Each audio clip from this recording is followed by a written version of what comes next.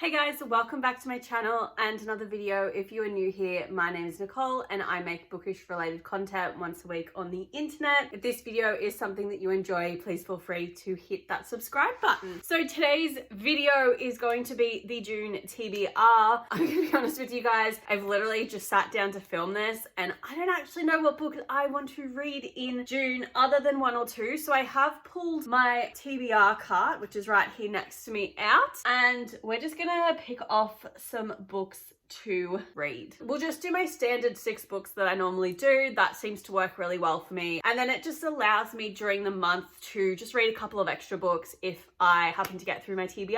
I have been very heavy on the romance / contemporary genre. That's just been more what I've been interested in reading of late, probably the last 12-ish plus months. And then this month, I just really went off my contemporary reads. Like I say this month is in May. I went off my contemporary reads and I just wasn't vibing with the books that I had picked. And I was really kind of more enjoying the fantasy / dystopian type novels.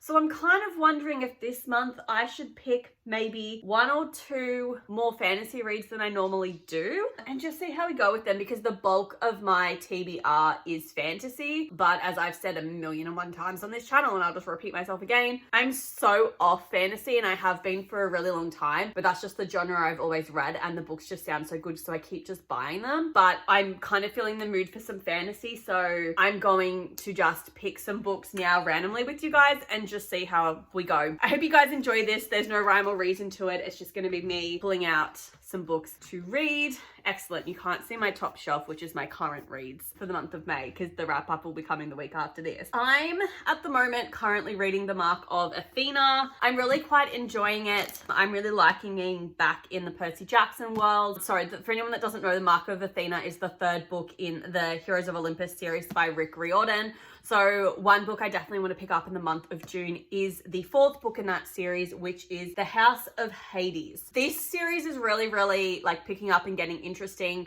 because we have like the Greek gods and also the Roman gods. And then as we all know, the Greek gods have Camp Half-Blood, and then the Roman gods we've discovered in this series have their own camp called Camp Jupiter. And we've got this brand new prophecy of 7 demigods that basically now have to go and save the world again. And because we've got the Greek and the Roman demigods interacting, and they're thinking about the gods as both their Greek counterparts and also their Roman counterparts, the gods are a little bit like, I feel like the term they used was a little bit schizophrenic. They keep switching between their Roman and Greek counterparts, and it's really messing with their heads, and they're not really able to do anything. Like less so than what they normally can, because I've said this before that I think the gods in this series are really quite useless. They rely on their half human, half god children to do everything on their behalf because they can't do anything, and I think that's ridiculous. So they're even more useless in this series, but I'm really enjoying it. I don't actually know how Mark of Athena ends because I'm not even halfway through it yet, but this is just the next book in the story to continue the prophecy coming to life. But we basically have Mother Gaia. She's the earth goddess or something, and she's trying to come back and getting her children, who are like giants and stuff, to take over and kill the demigods. And we've kind of worked out that it looks like we need, potentially, this could be wrong, but like 1 male demigod and 1 female demigod need to kind of like die in order, I think, for her to come back. We're kind of working out, but I'm really enjoying it. So I'm quite excited to pick up the 4th one. Let's see how many pages this is, because I like to make myself sad. 583 pages. So these books are quite thick. They take me a little while to read, but I am enjoying it. It is also on one of the 24 books I want to read in 2024 list. And also this is one of the book series I do want to read this year. So reading one of these books a month is working out really well for me. So I want to keep that up in June because I really enjoyed getting back into this series in May. So that's one book I want to read in June. I kind of don't want to read anything else off my 24 books I want to read in 2024, nor do I want to start any other book series that I've got on the book series I want to read in 2024 just yet. I'm kind of happy to just like park them for now. I think I've got like 8 to 10 books left to read on that challenge, so I'm okay for being halfway through the year. None of these books are like jumping out at me, but I kind of, you know what? I also want to pick up The Breakup Tour by Emily Wibberley and Austin Segemond-broaker. I have read now 3 of their novels, 2 of which I read this year. One I will be discussing in my May reading wrap up next week. But I recently purchased this novel of theirs called The Breakup Tour, and we've got a singer-songwriter who went famous overnight thanks to her breakup song concept album and its unforgettable lead single. It looks like she's got an ex-husband who claims that it's about her, and she ends up calling up her college boyfriend who was the real inspiration for the song. But they haven't really spoken since their relationship ended, and he's got a really quiet life that he's very content with. And basically she asks him to go public as being her songwriting muse, and he agrees with it. We're gonna have some of, I guess, the singer-songwriter elements being on tour, stuff like that. Maybe he comes on tour with her, and it's probably gonna be like a second chance romance. And I really enjoy their writing. This is just it's like 300 pages. So I think it'll just be a nice, quick, easy read for me in between sort of some of the fantasy books I'm wanting to read. But I'm excited to pick this one up because I do find that their writing style usually gels quite well with my brain. I enjoy reading their books. I enjoy their characters for the most part. So I'm excited to pick this one up and give it a go. Plus it's a newer one to my collection, and I definitely want to read the new books that I'm purchasing this year. Apologies if you can hear any licking in the background of this video. Ollie has a little lick pad that we put peanut butter on, and it's what I'm trialing to keep him quiet during my videos so you can't hear him barking. All right, so we've got 2 books, and I guess the one book that I've really, for whatever reason, I'm quite keen to pick up this month, that I really want to read, that I've had no inkling to read at all since I've purchased it. And that book is Belladonna by Adeline Grace. I still have the price tag. God, that's got to be like one of my toxic traits. Buying books, leaving them on my shelf to read, and not taking the price tag off. Okay, so this is a book that I have had on my shelf for quite a while. I know people have read it and really enjoyed it. And I don't know, just this last couple of days, I've really just had the urge to pick up this book and read it. I know that there's a sequel, Foxglove, out, and I believe there might be a 3rd one also coming out. So I'm really late to getting on this train. I've heard nothing but really good things about this first one. I think the second one people are a bit iffy on. So we basically focus on 19-year-old, I think it's pronounced Signa. She was basically orphaned as a baby, and she's essentially had like a revolving door of guardians, and they're basically more just interested in her wealth than so much like her well-being and raising her. But every single one of her guardians have also ended up dying. So basically her last remaining relatives are I think it's pronounced Hawthorns, and we've got the father who's mourning his wife. We've got a son who's trying to, I guess, fix the family reputation, and then there's also a daughter who has a mysterious illness. The mother actually appears to Signa because she can see ghosts, and she basically says that she was poisoned, basically realizes that this family could be in grave danger, and she's got to work out who the killer is and try and protect and save the family. There is a character who is actually like death personified or something like that, or he is death, and they have like a relationship or a friendship. So that's kind of what I've heard about the book. I've heard good things about it. I'm intrigued to meet Death as a character and just to see what's going on. Like, it sounds intriguing. I'm interested to pick it up and just see what I think of it. Like I said, I've had it sitting on my shelf for a while. I would also like to read it before the 3rd book comes out, because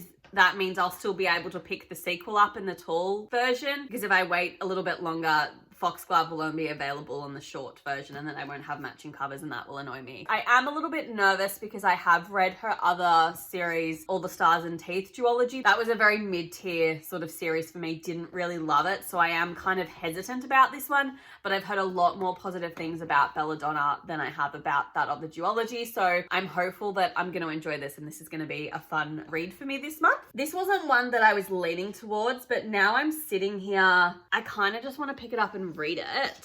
So the 3rd book that I have randomly decided to read right now is Scarred by Emily McIntyre. Also have the sticker on it.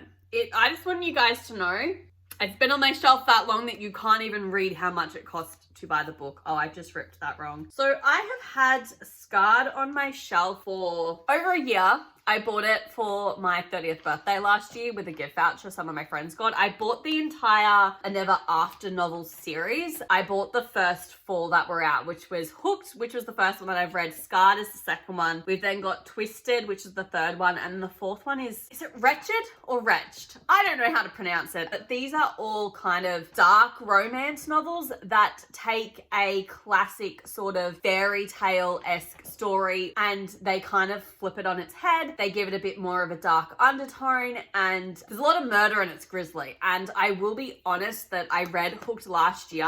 I didn't really enjoy it at all. It had a lot of tropes and themes in it that I personally don't enjoy reading. That's just not my preference. So as a result, I never picked up the other 3 books in the series, but I just looked at it and I went, you know what? I feel like I want to get back into it. I'm going to be honest with you guys. I'm not expecting to really love or enjoy this novel. I'm just reading it because it's on my TBR and I want to get it off. I prefer light, fluffy romances and golden retriever boyfriends. That's my preference. The darker style of stuff just grosses me out and makes me unhappy. I believe that this is the Beauty and the Beast reimagining, retelling. See, and they've got really good hooks. She doesn't belong to him. She belongs to the crown. So this one focuses on Prince Tristan. He was never destined for the throne. That was for his brother, Michael. Oh. And Michael is responsible for Tristan's tormented childhood and the scars that mar his face, hence the name. Their father dies and Michael assumes the throne and Tristan is set to steal it. He's a leader of a secret rebellion. Okay, this kind of sounds good. He'll stop at nothing to end his brother's reign, but his brother has a new betrothed, Lady Sarah. I'm not going to even attempt to pronounce that French surname. She arrives and Tristan finds himself in the middle of a new war, the kind of war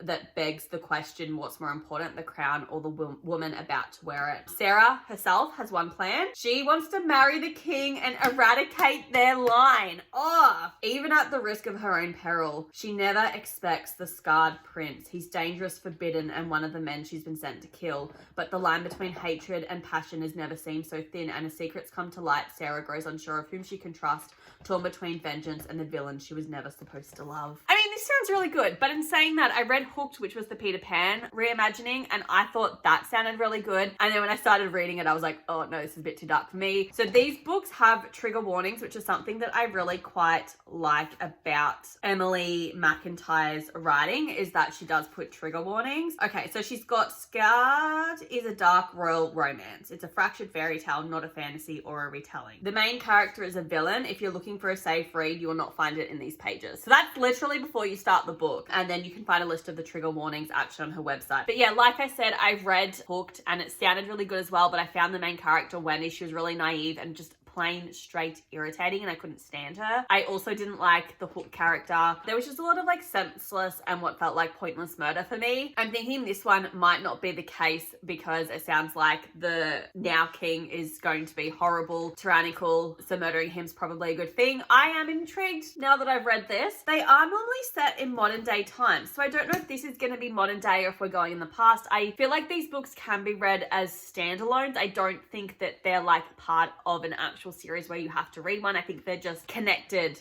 sort of by the same sort of concept of being a fractured fairy tale, stuff like that. But I'm excited to read this one after reading that blurb. It kind of sounded cool to me. Hopefully my hopes aren't too high. So I want to pick out another 2. You know what? Do I want to read this one? You know what? I probably should as a palette cleanser because I'm going for some quite dark, heavy content this month. So look, book number 5 will be Lizzie Blake's Best Mistake by Maisie Eddings. This is also a book that I picked up in May, but this is basically the same author who wrote A Brush with Love, which I read last year and quite enjoyed. And then this one focuses on another best friend in that friendship circle. My plan is to get all of them and read them. And we obviously focus on Lizzie Blake, clearly from the title. It looks like she just has a very messy, chaotic life, which I'm here for. She also has uncontrolled ADHD. She only ever has like a one-night stand. She never goes for like a 2-night stand, and looks like she's broken her cardinal rule. And it looks like she does this with a character called Rake, who has given up on relationships and feelings and any form of intimacy for that matter. They're gonna have a cute little romance, just calling it.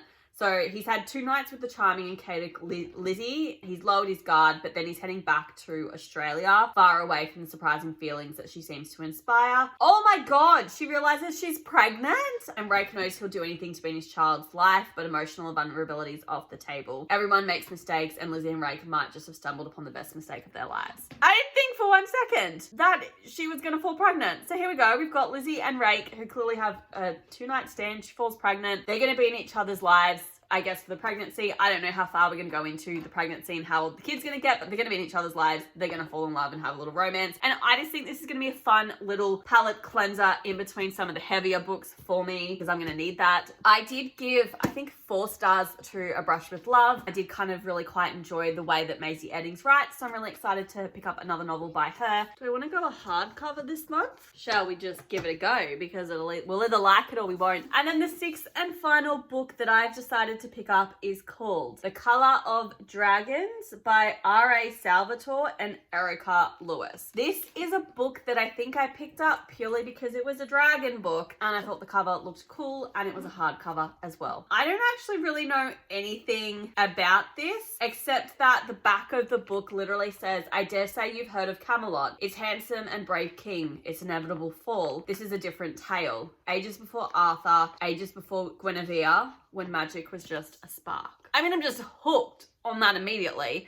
As I've said before, I really quite enjoy dragon books, so I'm hoping there's dragons in this, and if there's not dragons, I'm going to be disappointed, because I've bought so many books thinking that they had to do with dragons based off the cover, and they haven't done. I also, for my Taylor Swift Speak Now reading challenge, I need to read a book for the Long Live song, which prompt is like a fantasy novel that has to do with dragons. So I literally have to find a book that has dragons in it, and we're into June, and it's not going well, so hopefully this one has a dragon in it, otherwise it's gonna be a problem. In this book, we are focusing on a character called Maggie. She's an apprentice to a self-proclaimed sorcerer with no real magic of his own, okay. And Maggie is the one responsible for fueling their performances because she has powers. However, they're quite fickle, and with no one to help her learn how to control them, she is staying on the sidelines and working slowly to pay back the life debt eternally held over her head. Interesting. She ends up meeting this guy called Griffin, the king's champion, infamous for hunting down the... I don't know how to pronounce this word. I feel like it's an old-timey fancy word to say dragons. It's like Dragnoks that plague their kingdom on a routine journey of performances. Their connection is inevitable and inescapable, and Maggie has no idea of the destiny that they both carry, or that their meeting will set off a chain of events that will alter every aspect of life she knows and all of history thereafter. Sounds dramatic. As a dramatic gal, I'm here for that. I'm interested to see what happens with this book, and for the love of God, just let there be dragons in this, please. But that's going to be the 6th and final book that I'm going to have a go of reading in June. Okay guys,